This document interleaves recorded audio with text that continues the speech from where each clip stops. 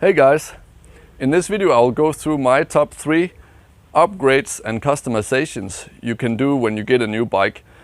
And there's a reason it's a top 3 and not a top 5 or something like that. And that is, it's going to be about the rider's triangle on the bike. That means the foot pegs, the seat and the handlebars. Okay? So the reason that's important is that's where you're contacting the bike. That's the 3 contact points of the bike basically. Okay? That's why it's important, because that's the interface where you as a rider connect to the bike.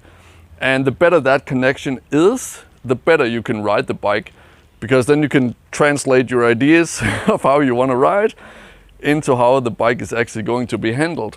Okay? So most new bikes, they come with a type of foot pegs that are not consistent in the type of traction they create.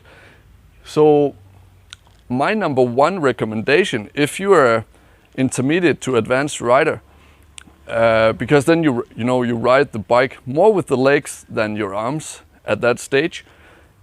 If you're a beginner rider, maybe you ride the bike more from up here, but if you're an advanced rider, you ride the bike more with the legs. Okay, so we're going to start with the foot pegs.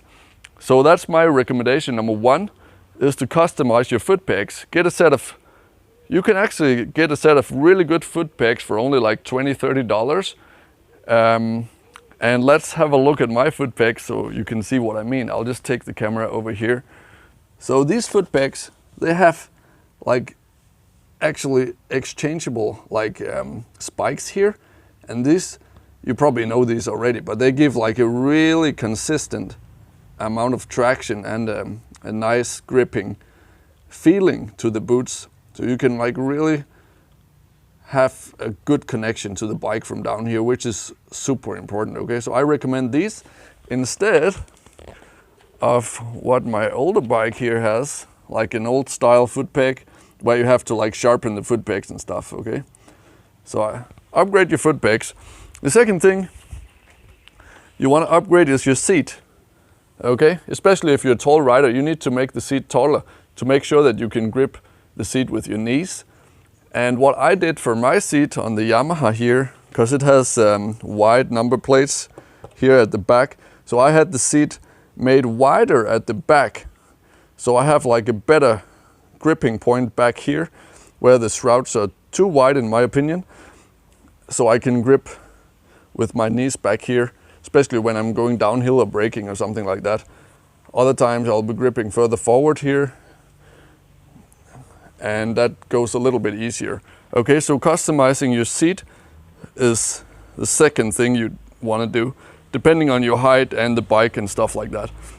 And then the last thing you want to optimize and customize is your handlebars, the third connection point on the bike.